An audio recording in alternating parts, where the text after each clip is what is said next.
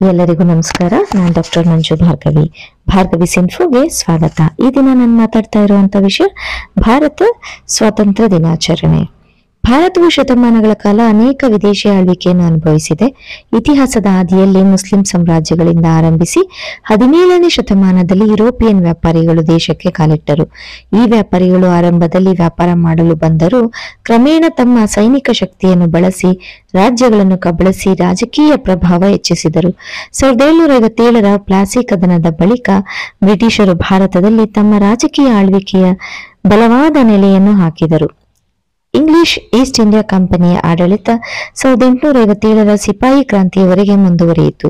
ಈ ಕ್ರಾಂತಿಯು ಭಾರತದಲ್ಲಿ ಸ್ವತಂತ್ರ ಹೋರಾಟಕ್ಕೆ ಬುನಾದಿಯಾಯಿತು. ಈ ಕ್ರಾಂತಿಯನ್ನು ಬ್ರಿಟಿಷರು ಕಠಿಣವಾಗಿ ನಿಗ್ರಹಿಸಿದರು. 1858ರಲ್ಲಿ ಬ್ರಿಟಿಷ್ ಸರ್ಕಾರವೇ ನೇರವಾಗಿ ಭಾರತವನ್ನು ಆಳಲು ಪ್ರಾರಂಭಿಸಿತು. ಇದರಿಂದ ಬ್ರಿಟಿಷ್ ರಾಜ್ ಆರಂಭವಾಯಿತು. 19ನೇ ಶತಮಾನದ ಕೊನೆ ಭಾಗದಲ್ಲಿ ಹಾಗೂ 20ನೇ ಶತಮಾನದ ಆರಂಭದಲ್ಲಿ ಭಾರತದಲ್ಲಿ ರಾಷ್ಟ್ರೀಯ ಚಿಂತನೆಗಳು ಬಲಗೊಂಡವು. 1885ರಲ್ಲಿ ಇಂಡಿಯನ್ ನ್ಯಾಷನಲ್ ಕಾಂಗ್ರೆಸ್ ಸ್ಥಾಪನೆಯಾಯಿತು. ಪ್ರಾರಂಭದಲ್ಲಿ ಕಾಂಗ್ರೆಸ್ ಶಾಂತಿಯುತ ಮನವಿಗಳನ್ನು ಇಂಗ್ಲಿಷ್ ಸರ್ಕಾರಕ್ಕೆ ಸಲ್ಲಿಸಿತ್ತು. ಆದರೆ ಕ್ರಮೇಣ ಸ್ವರಾಜ್ಯದ ಬೇಡಿಕೆ ಜೋರಾಯಿತು. ಬಲಗಾಮಿ ಹಾಗೂ ಮಿತಗಾಮಿ ನಾಯಕರ ನಡುವೆ ತಾತ್ವಿಕ ಭೇದಗಳಿದ್ದರೂ ಎಲ್ಲರ ಗುರಿಯೂ ಒಂದೇ, ಬ್ರಿಟಿಷರಿಂದ ಮುಕ್ತ ಭಾರತ. ಬಾಲ್ ಗಂಗಾಧರ್ ತಿಲಕ್ ಸ್ವರಾಜ್ಯ ನನ್ನ ಜನ್ಮಸಿದ್ಧ ಹಕ್ಕು ಎಂದು ಘೋಷಿಸಿದಾಗ ದೇಶದ ಜನರು ಹೃದಯದಲ್ಲಿ ಸ್ವಾತಂತ್ರ್ಯ ಬಂಕಿ ಇನ್ನಷ್ಟು ಹತ್ತಿ ಉರಿಯಿತು. 1915ರಲ್ಲಿ ಮಹಾತ್ಮ ಗಾಂಧೀಜಿ ದಕ್ಷಿಣ ಆಫ್ರಿಕಾದಿಂದ ಭಾರತಕ್ಕೆ ಮರಳಿದರು. ಅವರು ಅಹಿಂಸಾ ಹಾಗೂ ಸತ್ಯಾಗ್ರಹದ ಹೋರಾಟವನ್ನು ಭಾರತದ ಸ್ವಾತಂತ್ರ್ಯ ಚಳುವಳಿಯಲ್ಲಿ ಬಲಸಿದರು. 1919ರ ಜಲಿಯನ್ ವಾಲಾಬಾಗ್ ಹತ್ಯಾಕಾಂಡ ಬ್ರಿಟಿಷರ ಕ್ರೂರತೆಯ ಸ್ಪಷ್ಟ ಉದಾಹರಣೆಯಾಯಿತು. ಇದರ ಪರಿಣಾಮವಾಗಿ ಜನರಲ್ಲಿ ಕ್ರಾಂತಿಕಾರಿ ಚಟುವಟಿಕೆಗಳು ಹೆಚ್ಚಾಗಿದ್ದವು. ಭಗತ್ ಸಿಂಗ್, ರಾಜ್ಗುರು, ಸುಖದೇವ್ ಮುಂತಾದ ಯುವ ಕ್ರಾಂತಿಕಾರಿಗಳು ತಮ್ಮ ಪ್ರಾಣ ತ್ಯಾಗದಿಂದ ಸ್ವಾತಂತ್ರ್ಯ ಹೋರಾಟವನ್ನು ಉಜ್ವಲಗೊಳಿಸಿದರು. 1920ರಲ್ಲಿ ಗಾಂಧೀಜಿಯವರ ನೇತೃತ್ವದಲ್ಲಿ ಅಸಹಕಾರ ಚಳುವಳಿ ಆರಂಭವಾಯಿತು. ಜನರು ಇಂಗ್ಲಿಷ್ ಶಾಲೆಗಳು, ಕೋರ್ಟ್ಗಳು, ವಿದೇಶಿ ವಸ್ತುಗಳನ್ನು ಬಹಿಷ್ಕರಿಸಿದರು. 1930ರಲ್ಲಿ ಉಪ್ಪಿನ ಸತ್ಯಾಗ್ರಹ, 1942ರಲ್ಲಿ ಭಾರತ್ ಚೋಡೋ ಚಳುವಳಿ ಇವೆಲ್ಲವೂ ಸ್ವಾತಂತ್ರ್ಯ ಹೋರಾಟವನ್ನು ತೀವ್ರಗೊಳಿಸಿದವು.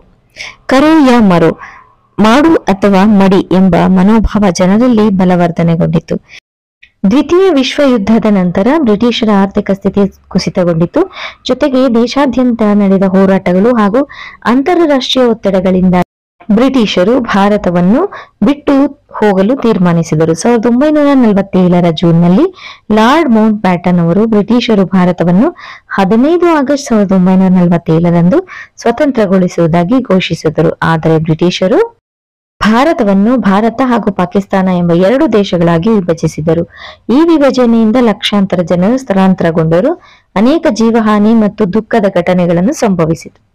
ಅಂತೂ 1947ರ ಆಗಸ್ಟ್ 15ರ ಮಧ್ಯರಾತ್ರಿ 12 ಗಂಟೆಗೆ ಭಾರತದ ಮೊದಲ ಪ್ರಧಾನಮಂತ್ರಿ ಪಂಡಿತ್ ಜವಾಹರಲಾಲ್ ನೆಹರು ಅವರು ದೆಹಲಿಯ ಸಂಸತ್ ಭವನದಲ್ಲಿ ರಾಷ್ಟ್ರಕ್ಕೆ ತ್ರಿಸ್ವಪ್ನದೊಂದಿಗೆ ಬರುವ ಮಧ್ಯರಾತ್ರಿ ಎಂಬ ಐತಿಹಾಸಿಕ ಭಾಷಣ ಮಾಡಿದರು.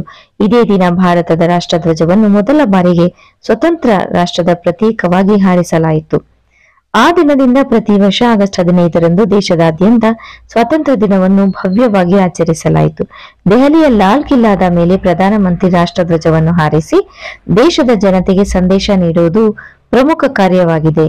ಶಾಲೆಗಳು, ಕಾಲೇಜುಗಳು, ಸರ್ಕಾರಿ ಕಚೇರಿಗಳು ಹಾಗೂ ಸಾರ್ವಜನಿಕ ಸ್ಥಳಗಳಲ್ಲಿ ಧ್ವಜಾರೋಹಣ, ಸಾಂಸ್ಕೃತಿಕ ಕಾರ್ಯಕ್ರಮಗಳು ನಡೆಯುತ್ತವೆ. ಇದು ಕೇವಲ ಹಬ್ಬವಲ್ಲ, ನಮ್ಮ ಪೂರ್ವಜರ ತ್ಯಾಗ, ಶ್ರಮ, ಧೈರ್ಯ ಹಾಗೂ ಸಮರ್ಪಿತ ಹೋರಾಟದ ಸ್ಮರಣೆಯ ದಿನವಾಗಿದೆ. ಸ್ವಾತಂತ್ರ್ಯ ದಿನವು ನಮ್ಮಲ್ಲಿ ದೇಶಾಭಿಮಾನವನ್ನು ಬೆಳೆಸುವಂತೆಯೇ ನಮ್ಮ ಹೊಣೆಗಾರಿಕೆಗಳನ್ನು ನೆನಪಿಸುತ್ತದೆ. ಸ್ವಾತಂತ್ರ್ಯ ಪಡೆಯುವುದು ಒಂದು ಸಾಧನೆ, ಆದರೆ ಅದನ್ನು ಕಾಪಾಡಿ ಬೆಳೆಸುವುದು ಇನ್ನಷ್ಟು ಮುಖ್ಯ. ಇಂದು ಭಾರತವು ಪ್ರಪಂಚದ ದೊಡ್ಡ ಪ್ರಜಾಪ್ರಭುತ್ವ ರಾಷ್ಟ್ರವಾಗಿ ಆರ್ಥಿಕ, ವಿಜ್ಞಾನ, ತಂತ್ರಜ್ಞಾನ, ಕ್ರೀಡೆ, ಸಂಸ್ಕೃತಿ ಎಲ್ಲಾ ಕ್ಷೇತ್ರಗಳಲ್ಲಿಯೂ ಮುನ್ನಡೆಯುತ್ತಿದೆ. ಆದರೆ ದಾರಿದ್ರ್ಯ, ಅಶಿಕ್ಷೆ, ಭ್ರಷ್ಟಾಚಾರ, ಅಸಮಾನತೆ ಮುಂತಾದ ಸವಾಲುಗಳು ಇನ್ನೂ ಎದುರಾಗಿವೆ. ಸ್ವಾತಂತ್ರ್ಯ ದಿನವು ಇವುಗಳನ್ನು ಪರಿಹರಿಸಲು ನಾವು ಒಂದಾಗಿ ಕೆಲಸ ಮಾಡಬೇಕೆಂಬ ಶಪಥ ಮಾಡುವ ಸಮಯವೂ ಹೌದು. ಹೀಗೆ ಭಾರತೀಯ ಸ್ವಾತಂತ್ರ್ಯ ದಿನವು ಕೇವಲ ಭೂತಕಾಲದ ವಿಜಯವನ್ನು ಸಂಭ್ರಮಿಸುವ ದಿನವಲ್ಲ, ಭವಿಷ್ಯದತ್ತ ದೃಢವಾಗಿ ಹೆಜ್ಜೆ ಇಡಲು ಪ್ರೇರಿಸುವ ದಿನವಾಗಿದೆ. ಪ್ರತಿಯೊಬ್ಬ ಭಾರತೀಯನು ಈ ದಿನವನ್ನು ಹೆಮ್ಮೆ, ಕೃತಜ್ಞತೆ ಹಾಗೂ ಹೊಣೆಗಾರಿಕೆಯಿಂದ ಆಚರಿಸಿದಾಗ ಮಾತ್ರ ಸ್ವಾತಂತ್ರ್ಯದ ಅರ್ಥ ಸಂಪೂರ್ಣವಾಗುತ್ತದೆ. ನನಗೆ ತಿಳಿದಿದ್ದಷ್ಟು ಮಾಹಿತಿನ ನಿಮ್ಮೊಟ್ಟಿಗೆ ಹಂಚಿಕೊಳ್ಳೋ ಪ್ರಯತ್ನ ಪಟ್ಟಿದ್ದೀನಿ. ಏನಾದ್ರೂ ತಪ್ಪಾಗಿದ್ರೆ ಕ್ಷಮಿಸಿ ಅಂತ ಹೇಳ್ತಿದ್ದೀನಿ.